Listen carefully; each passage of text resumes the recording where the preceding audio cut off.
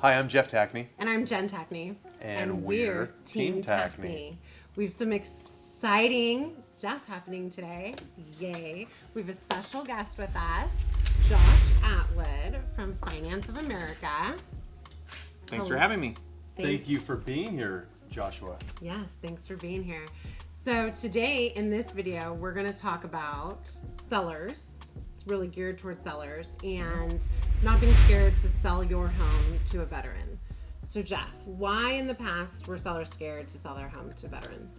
Well, it used to be that the VA, Veterans Administration, had some pretty stringent requirements that were on the sellers of properties. So the VA had its own inspection that was done by the VA.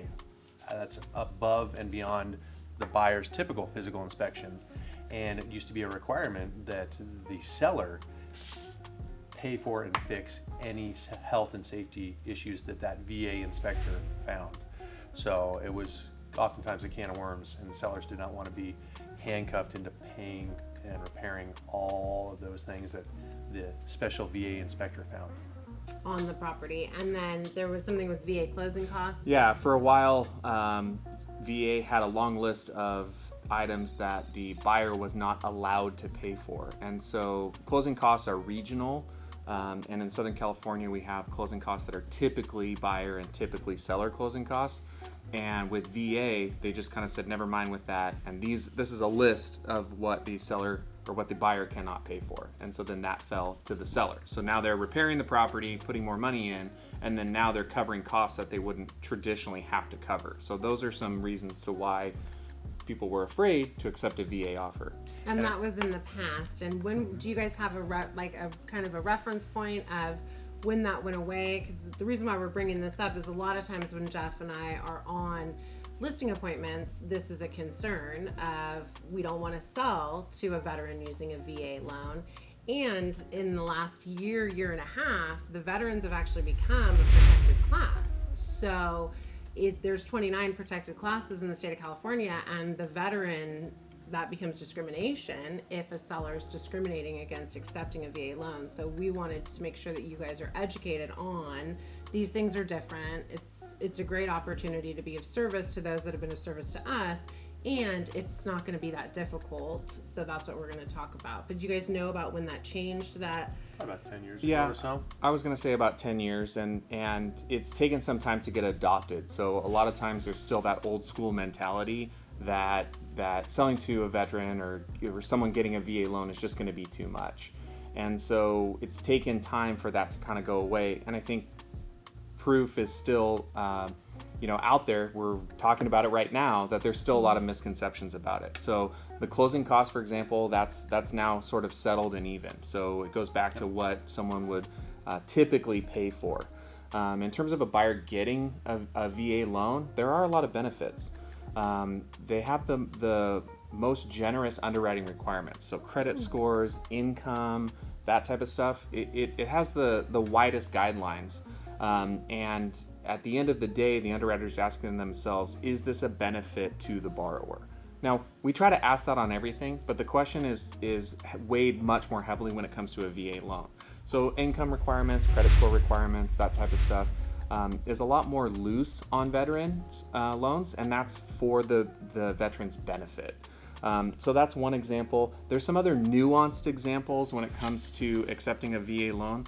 For example, if you have a converted garage, so you have square footage that's been converted, and it's done in a workmanlike manner, and it is customary to the area. So I have a couple of asterisks next to it. It's not just a blanket, whatever, who cares?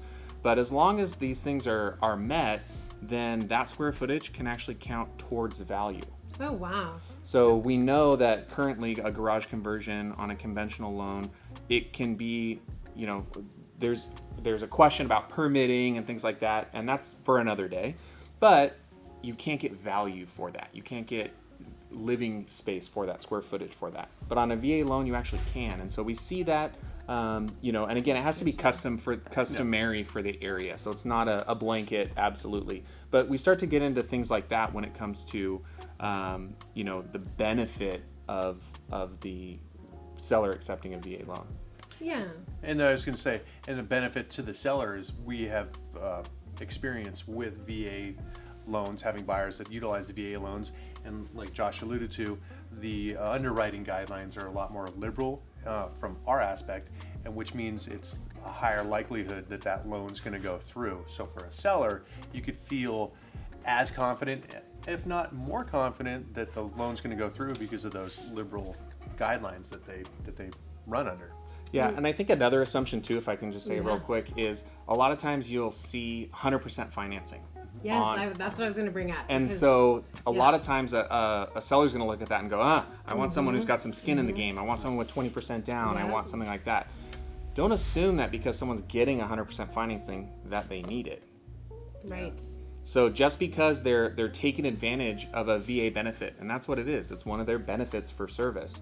And so someone taking advantage of that VA benefit, if they can keep $100,000 in the bank and not put 20% down, why are we going to penalize them for that? So don't assume that just because someone's putting no money down that they have no money to put down. Yep. Yeah, and what's been great in this market is there have been appraisal issues for conventional loans. So with a VA, what's nice is that it gives us more wiggle room on an appraisal. So if they have that $100,000 in the bank and the appraisal comes in $20,000 short and they're doing 100% financing, they can grab $20,000 of that $100,000 and we don't have a deal fall through or have a renegotiation. So that's Right. another benefit to sellers for VA.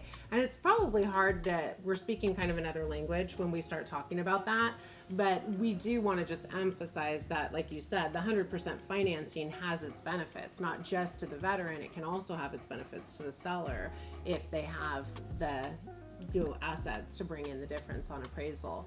Another thing that for VA that can be an issue to some sellers is the requirement for termite clearance that we talked about. So did you want to talk a little bit more Yeah, about that? there's two sections for a termite inspection. So when you get a conventional loan, it's up to negotiation whether termites included or not, right? Someone's paying cash, it's again up to negotiation whether termites included or not. And when we say termite, we're again speaking another language. What we mean is an inspection, and then there's two sections to a termite report. So there's section 1 and then there's section 2.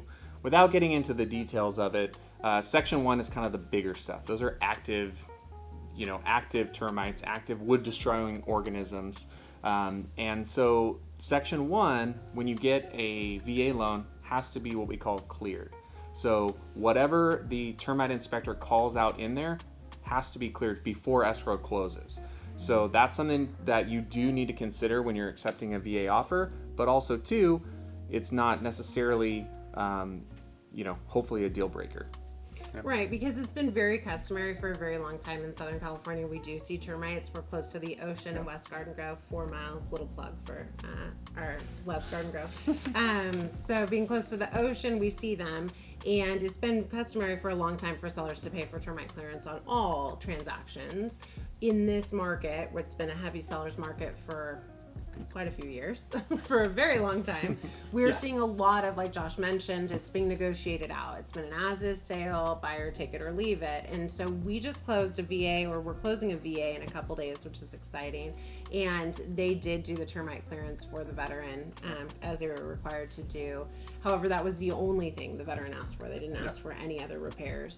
So that is the downside, that if it needs fumigation, you're going to have to, either vacate early or bag all of your food.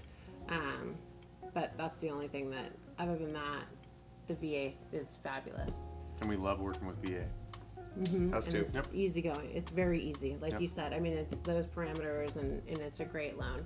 So. And if you're a veteran and you don't know what your benefits are, we can help with that too. We have resources to be able to get into the VA sites and help you find out what those benefits look like. So that's something we can dig into as well. Yeah, and again, touching back to the fact that they are a protected class in California. They're one of the 29 protected classes, so it's very important as a seller that you educate yourself on that it's not a bad loan and that you don't want the repercussions of not accepting a veteran. as well. So, and I think that as we continue with that new protected class, we're going to see more and more, things coming from veterans not getting their loans accepted. So, we're here if you have any questions about that. We're happy to help. Jeff and I, you can reach out, give us a DM or call. Yep. And like always, if you like what you hear here, remember, give us a like and subscribe down below. Thanks for watching. Bye for now. Bye.